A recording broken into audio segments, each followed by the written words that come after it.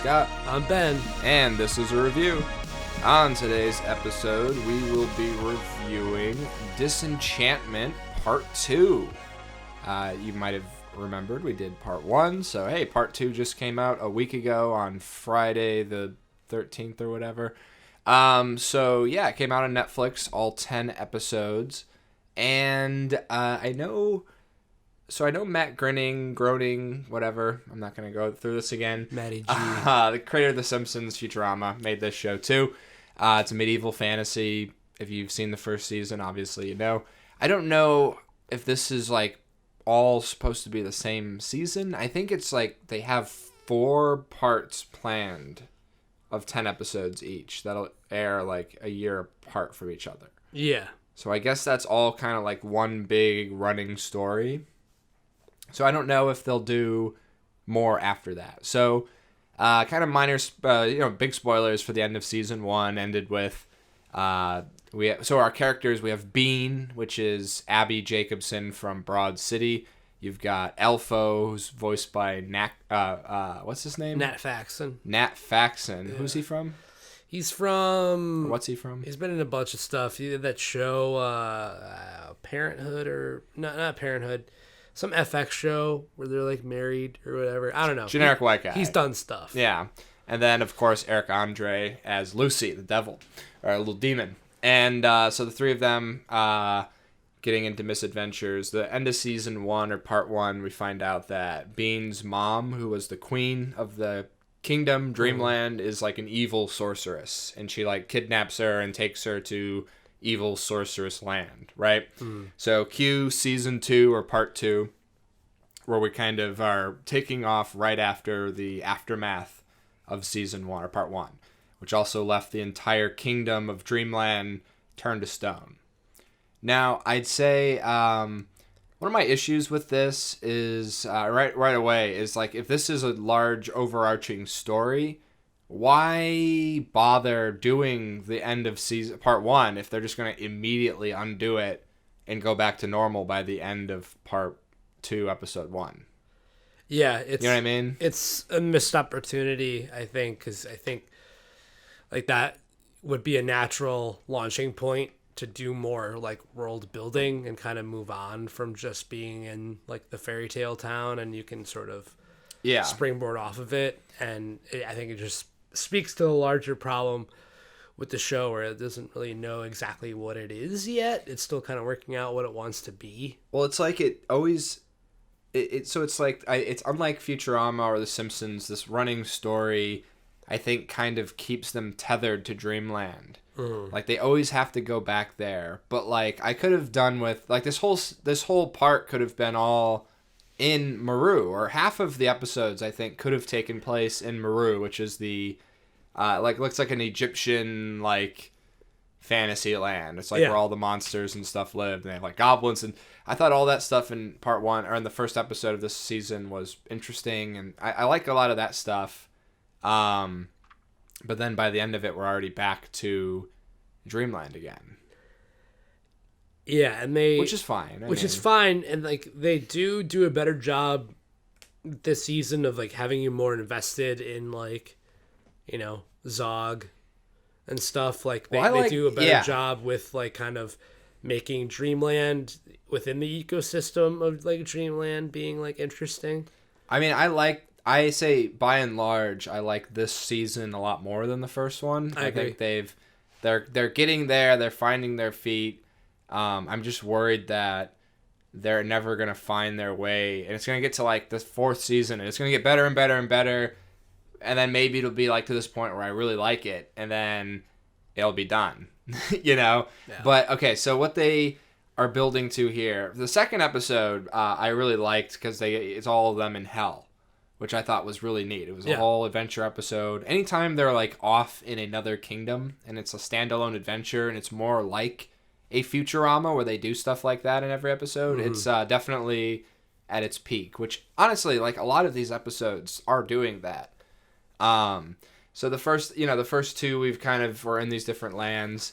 The third one introduces this like elf pirate, and that kind of is what the main rest of this season is kind of about, is that they discover there's something in Dreamland that the elves want, and they actually end up moving all the elves from the enchanted forest over to Dreamland, and it becomes like the elf section of the town, and they have their own little alleyway, and they start developing stories out of that.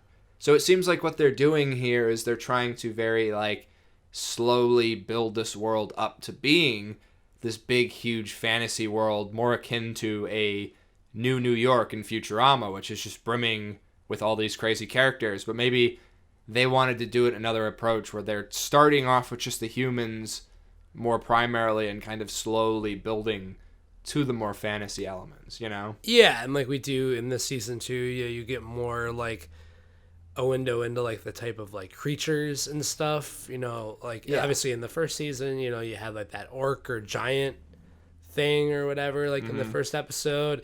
Here we get with trolls, right? There's a big there are trolls, there are they kind of go into Zog's ex-wife Utna a little bit, being kind of a lizard lady. They have like ogres and animal people, like people who like which is again one of the higher marks of the season, a more standalone, like this is just a character in this world episode where, you know, Zog finds a new romance, and it's an interesting kind of element to the wilds just outside of Dreamland, you know, like again, like kind of expanding the world a little more. Yeah, there's a lot of this stuff going on, and I think that's part of the problem is that because we do have Futurama out there, which is just really letting us live in this world, this is kind of the opposite, where it's like I would rather this just be a fully realized fantasy world, because it feels like they have all the parts there. Yeah. And it feels like they want to bring all these other people into this world over time, but I think at this part, 20 episodes in, we're going a little bit too slowly at that. Yeah. Like, I think they could have accomplished that by this point. It still is, like, it's very charming.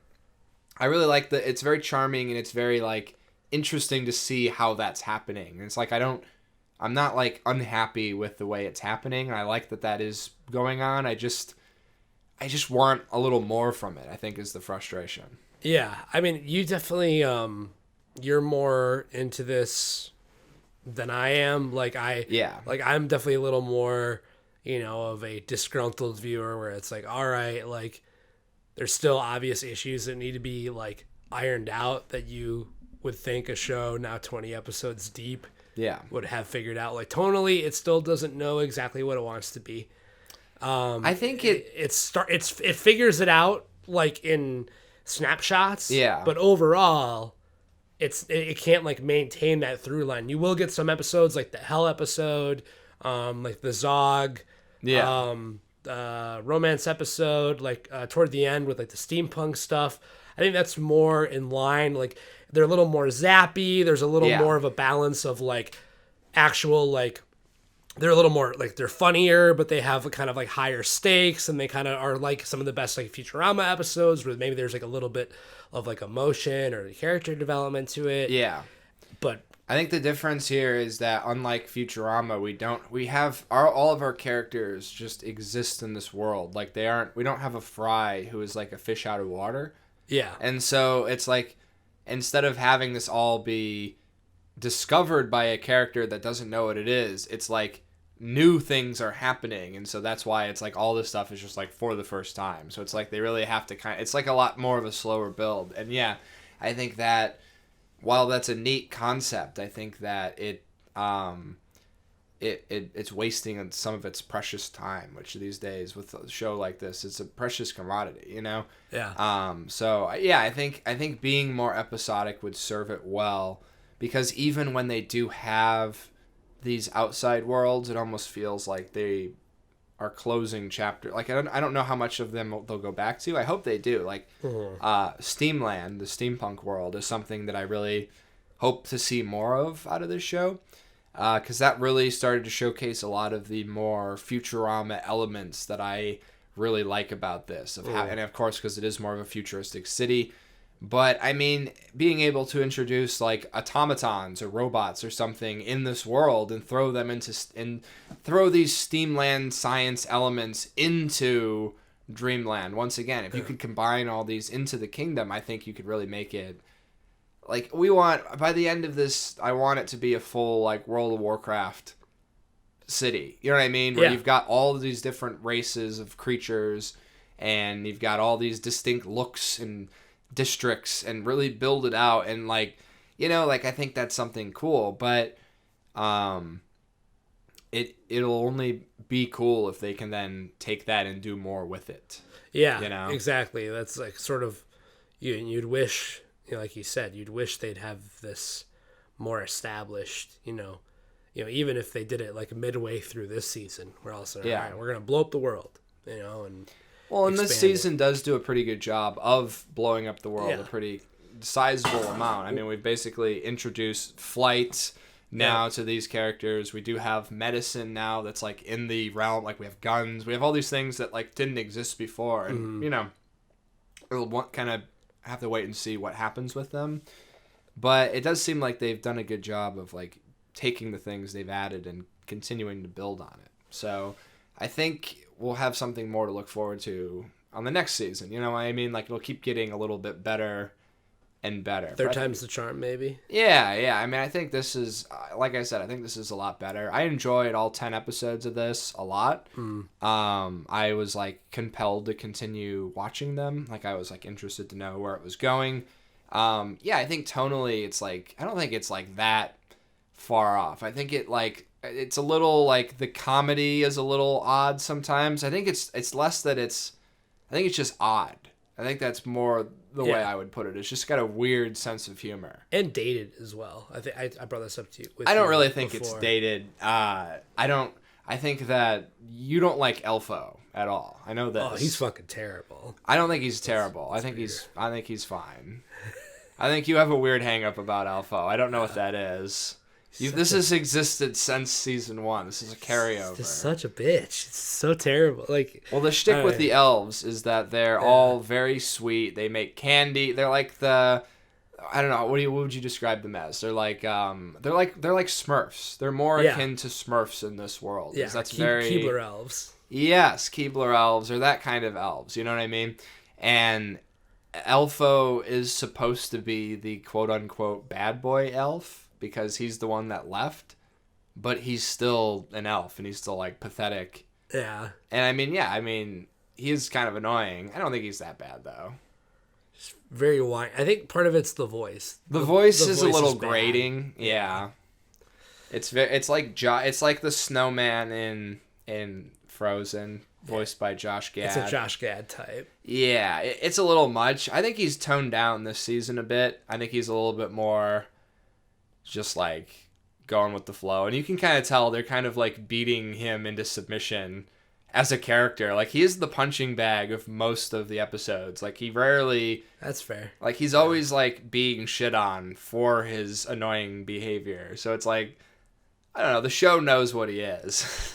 You know, like they know his place. But yeah, he can be a little much, but I like him. I like he has one of my favorite jokes the entire season, which is like there's an episode where him and Lucy move in together, and they're like going back and forth, kind of like messing with each other. And one of the ways that Elfo messes with Lucy is by having a goose pancake party.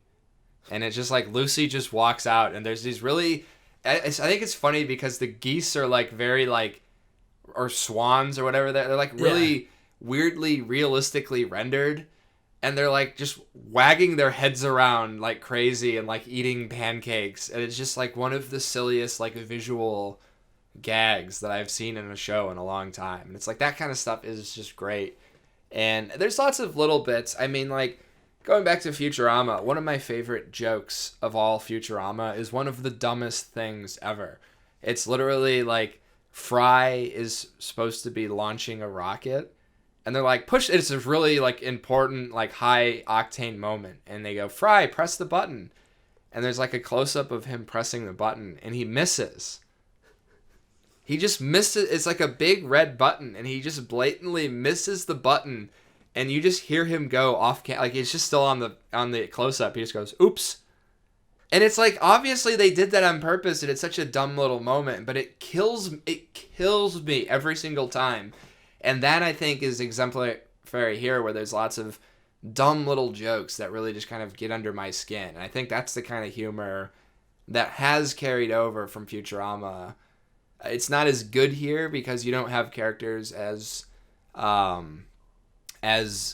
like flamboyantly awesome as like Bender and like they have the similar character types, but they're more toned down. Yeah. You know? And they're just, compared to like The Simpsons or Futurama, there's not as much of like a zippiness to this. Like, yeah. Classic Simpsons or like peak Futurama, there's like, it's like almost like a joke a minute. Like there's a really awesome sight gag, it's a little, like in the background, and then you have a great like Bender line or a fucking professor line or something like that. I think that comes back to the this story that they're stringing along. I think it's like these writers who have been doing these other type of joke writing and show writing for so long. It's like such a weird. It's like they're not. Yeah, you're right. They're not quite getting it, and it's like. It's there, but it's like there's something off, and I think that's what it is. Is like in a standalone episode, you don't have to worry about as much stuff. It's just the one thing, and you can kind of make more time for the jokes. Whereas like now, they're more worried about like stringing you along and keeping it like coherent. Yeah, there's like a bigger sense of like world cohesion now. So I think that's part of it too. Is like it's harder to just like flip plop into places, Yeah, that's true.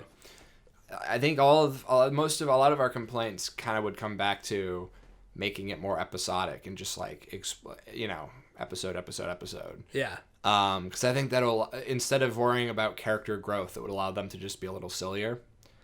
Yeah, it would take the monkey off their back for sure from like a writing standpoint. Right. I will say the ending I'm not crazy about just because it's very similar to how it's almost exactly how part one ends. So once again, I'm just like, are we just gonna like do the same thing in part three where like we go back to Maru for an episode and then we come back, or like what?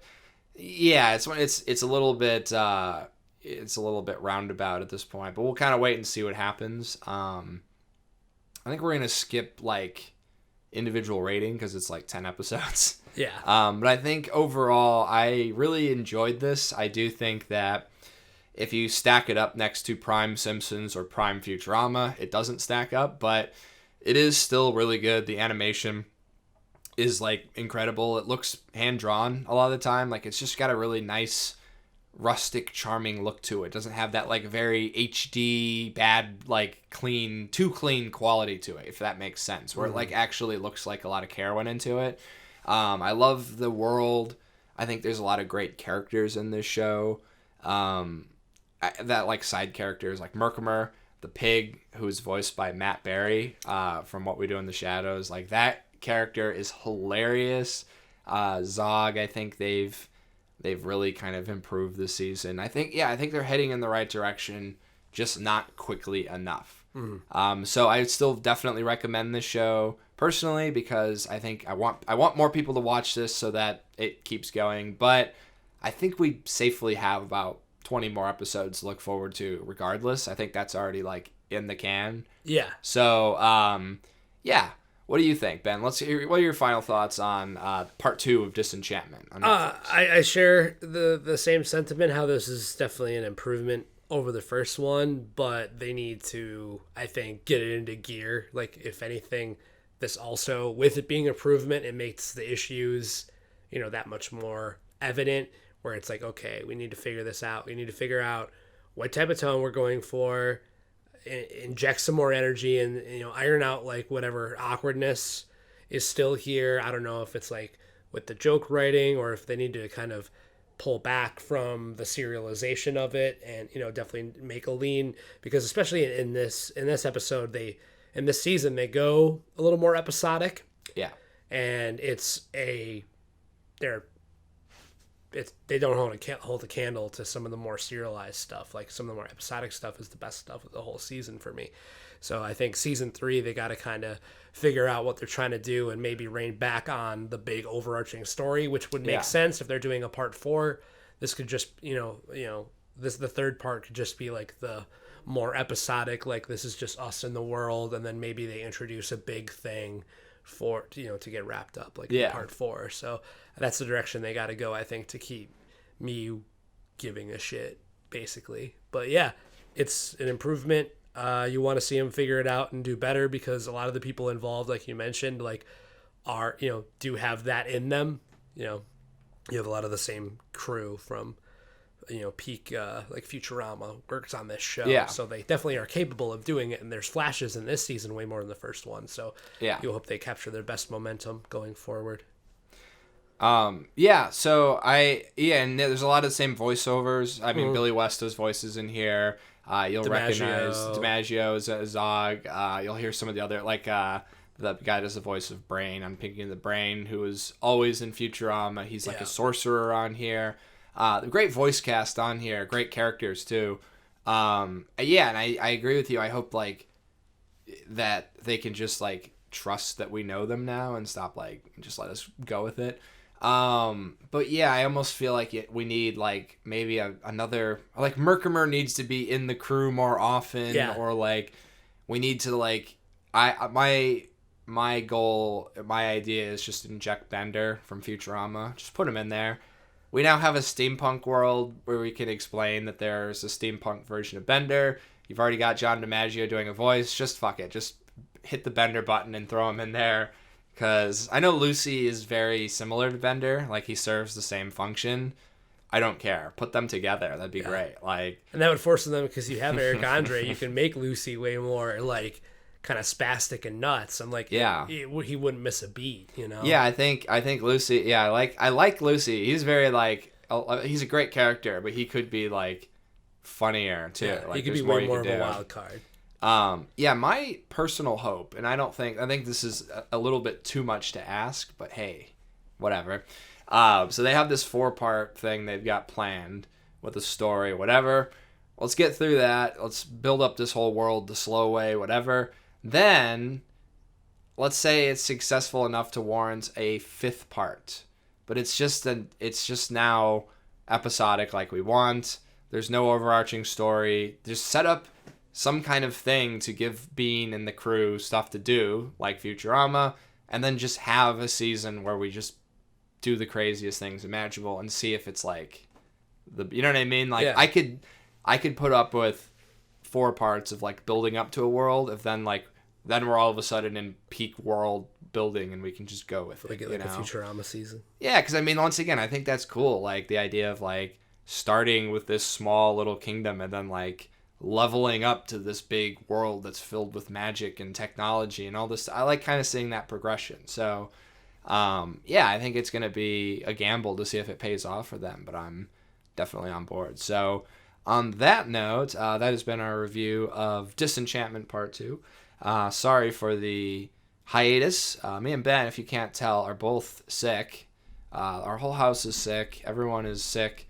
Or better-ish now, at least enough to do this. Yeah, we can at least talk now. Yeah, I could not talk without coughing. I'm probably going to have a coughing fit for 20 minutes after this. But our next review... Oh, my goodness. I don't actually know what our next review is. Oh, yeah, you do. It's Joker. It's Joker. Oh, my God. That's right. It's Joker.